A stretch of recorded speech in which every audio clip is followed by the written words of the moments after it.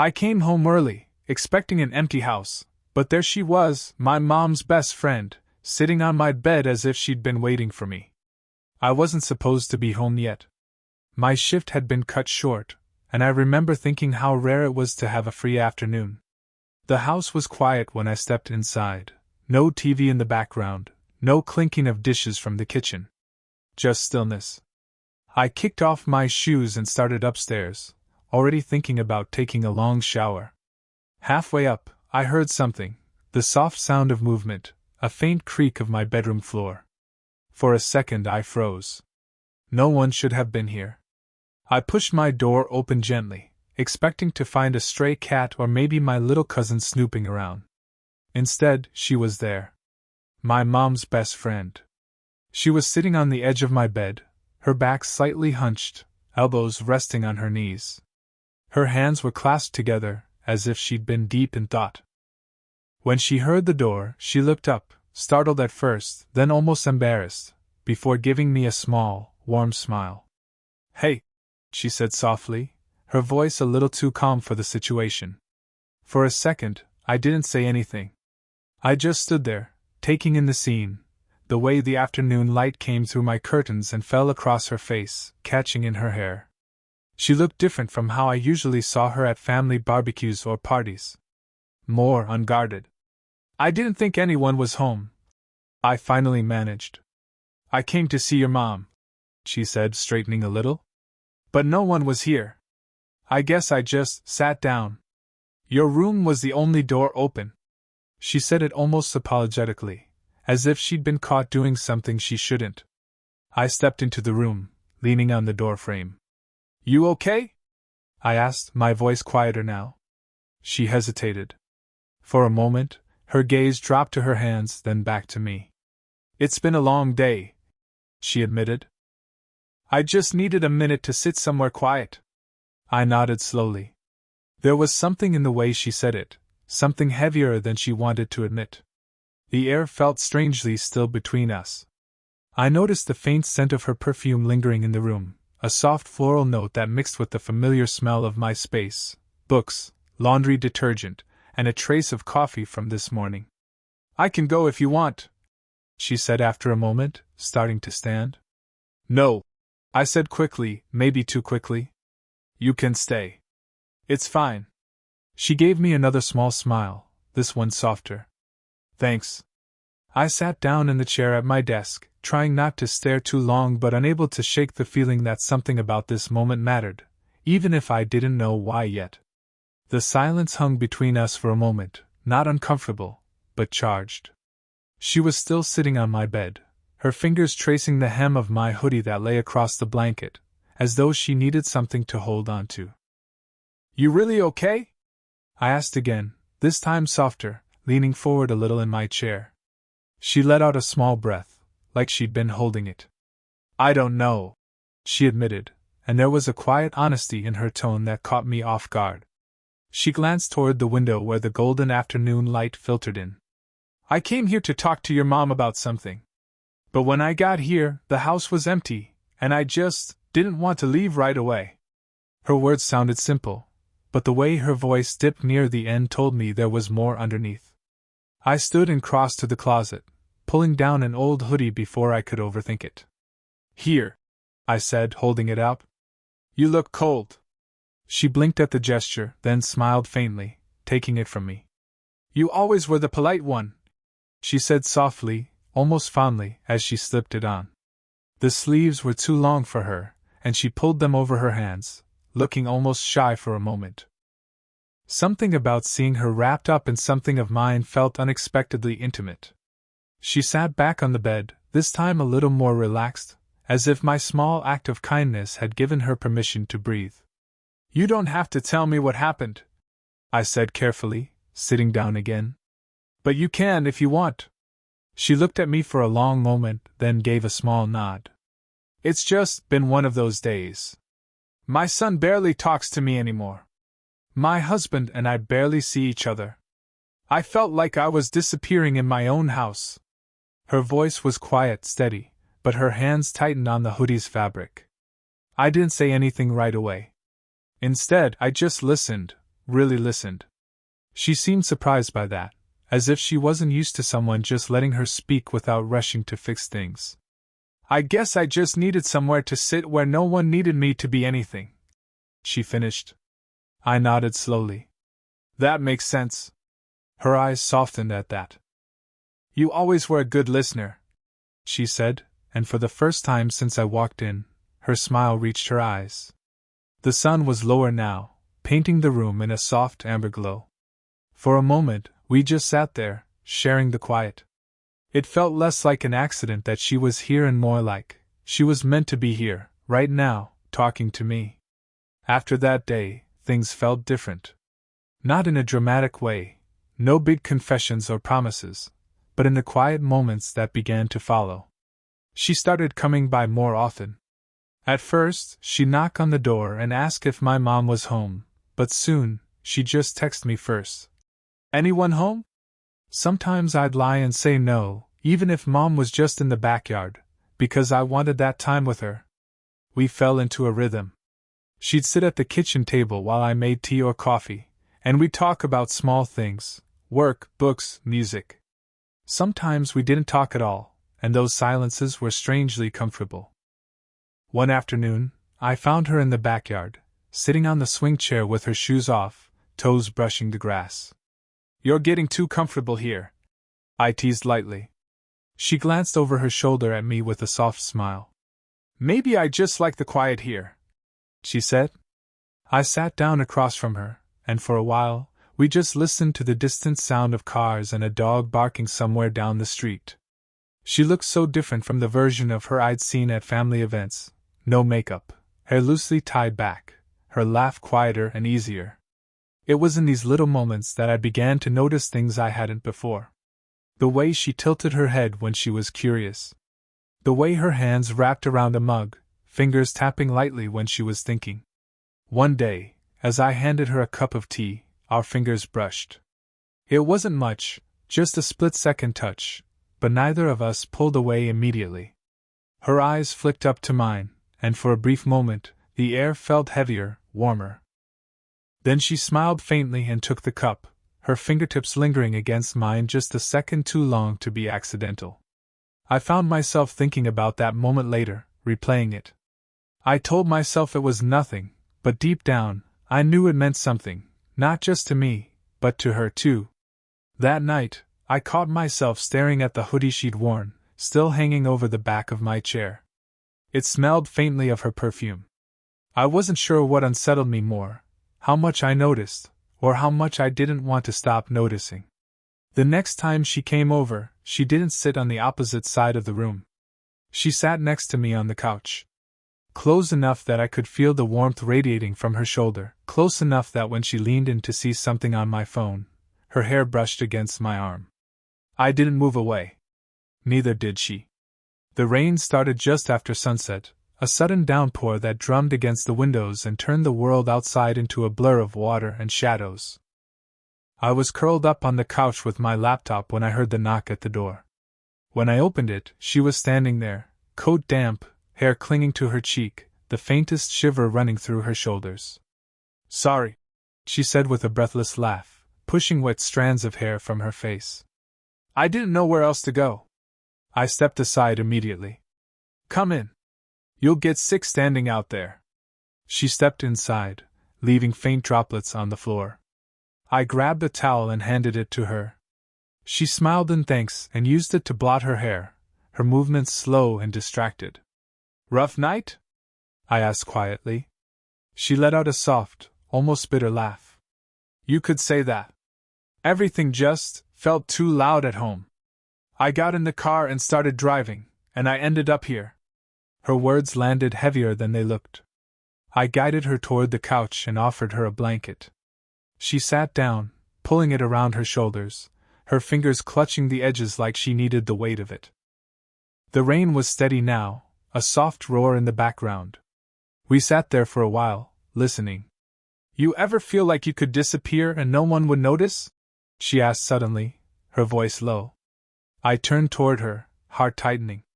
Yeah, I said honestly. But I'd notice. I'd notice if you disappeared. She looked at me then, really looked at me, and for a long moment neither of us said anything. There was something raw in her expression, something unguarded that made my chest ache. She shifted closer, just slightly, until our knees brushed under the blanket. Her hand rested on the couch cushion between us, fingers curled loosely.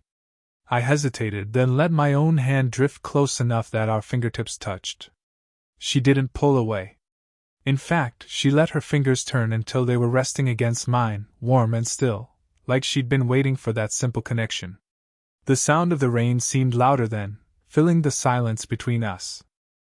I could feel her breathing, slow, deliberate, as if she was steadying herself. "You make it feel easier," she whispered finally.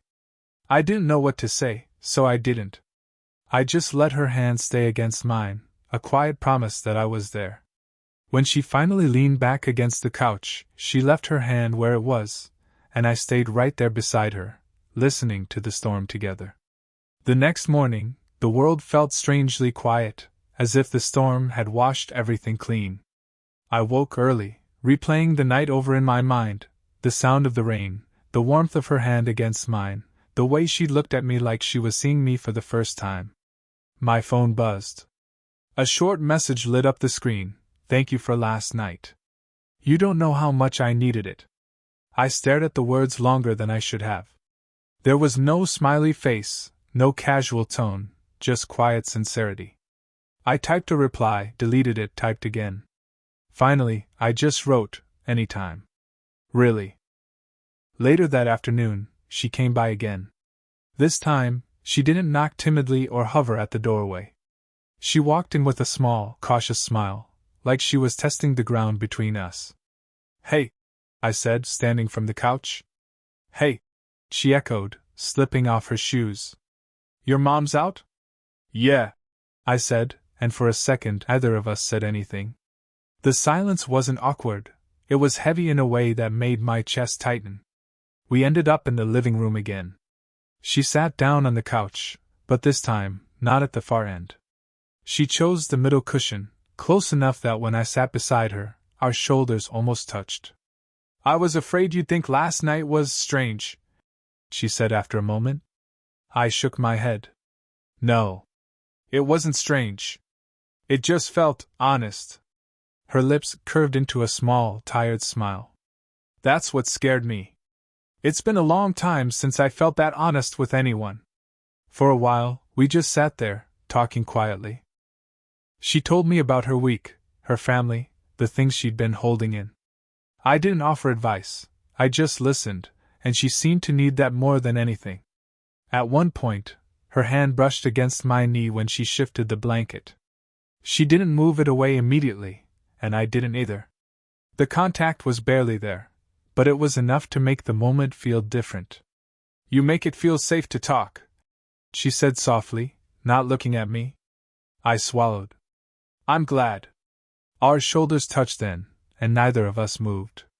It wasn't a hug, it wasn't dramatic, but it was enough to make the room feel warmer, as though something unseen had just clicked into place.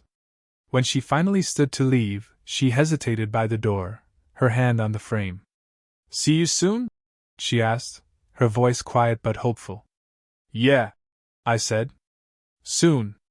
And as she left, I realized I was no longer wondering if I should feel guilty for wanting her around. I just knew I wanted her around. It was a Saturday afternoon when she came by again. The house was quiet, my mom had gone out to run errands, and for once, I didn't have anywhere else to be. She stepped inside like she belonged there now, setting her bag down by the door before glancing at me. "Just us?" she asked. I nodded. "Just us." She seemed to relax at that, her shoulders dropping a little as she followed me into the living room. We sat on the couch, the late afternoon light pooling across the floor, soft and golden. For a while, we didn't talk. She just sat there, pulling her legs up onto the couch and tucking them under her, like she'd been waiting for this stillness. "I need to tell you something," she said finally, her voice quiet but steady. I turned toward her. "Okay." She took a slow breath, as if deciding how much to share. "That first day, when you found me in your room, it wasn't an accident. I mean, yes, I came to talk to your mom, but when I saw the house was empty, I didn't want to leave. I went upstairs on purpose. I guess I just needed somewhere that felt safe. Her eyes were fixed on her hands, but there was no shame in her voice, just honesty. I let her words sink in, then nodded slowly. I'm glad you stayed, I said. That made her look at me. There was something in her expression, relief, maybe even gratitude, that made my chest tighten. I've been thinking about that day ever since, she admitted, her voice dropping. And about you. You've been easy to be around in a way I didn't know I needed. I felt the air shift between us. The room was quiet except for the faint ticking of the clock on the wall. I think about you too, I said finally, the words heavier than I expected. Her lips curved into the faintest, most vulnerable smile. She reached up then, almost without thinking, and brushed a strand of hair from my forehead. Her hand lingered there, her fingers just barely brushing my temple.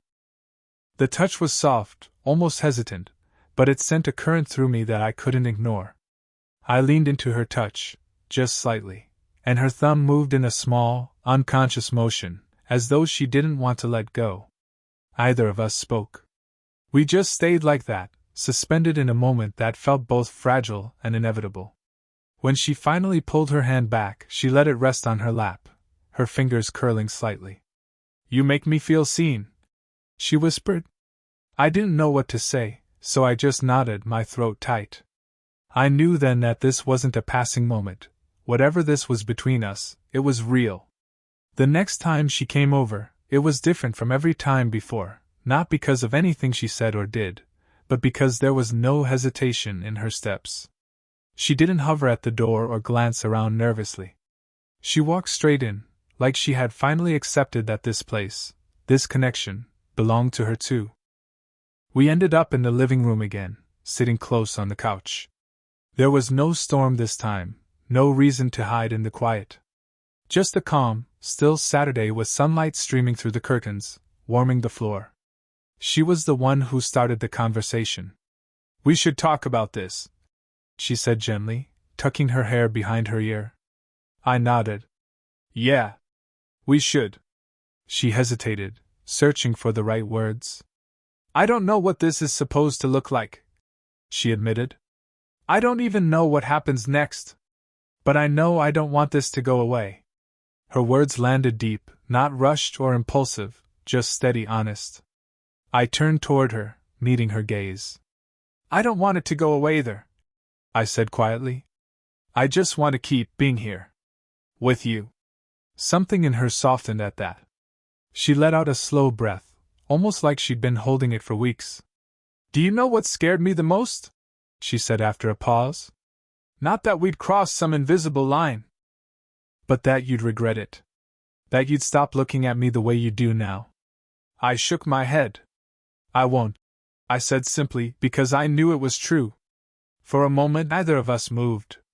Then she shifted closer until our knees touched. Slowly, almost cautiously, she reached for my hand, her fingers threading through mine.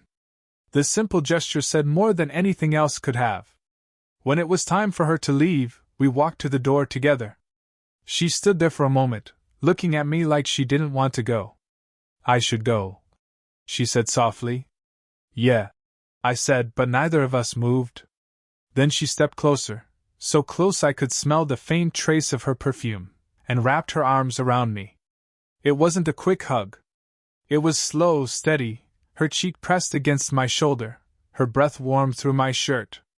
I closed my eyes and let my arms circle her, holding her like I'd been waiting to.